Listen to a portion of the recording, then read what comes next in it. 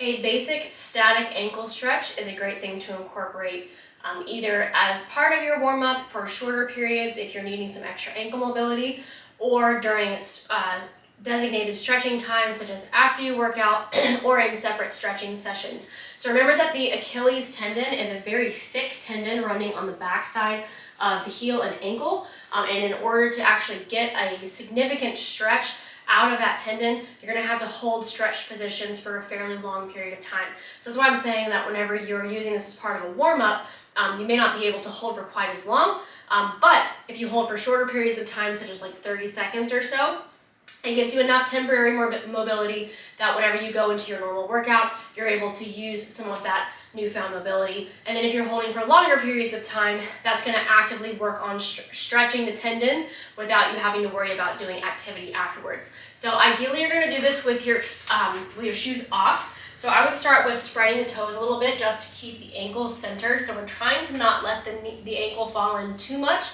unless for some reason you've got like a block on the front of the ankle, which some people do have that happen, where the bones will feel like they're getting kind of stuck. But we're trying to center up the ankle, keep the foot nice and flat. And in order to keep some pressure down on the heel, we're going to put the weight on top of our thigh. So you can either do this by leaning, which I find is easier, or you can always put like a kettlebell or a dumbbell on top of the knee and actually hold it in that position. So we're leaning down, we're going to keep the heel on the ground, and keeping that heel on the ground, we're going to move the knee forward. And initially, you're going to try to keep your knee going right toward the center of the foot.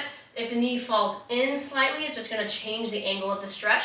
There's nothing wrong with that, but I would start with going toward the center first, work on that range of motion, and then if you need to alter the direction that you're stretching, you can do that as well. So if you can see from the side, I'm holding my weight on top of the thigh, moving my knee forward, making sure that heel is keeping contact with the ground. And you notice I've got my back knee really close to my heel, otherwise it'll be like a long stretched out thing. It'll be more difficult to keep your weight on your heel. So closer in is going to be a little bit easier for an ankle stretch.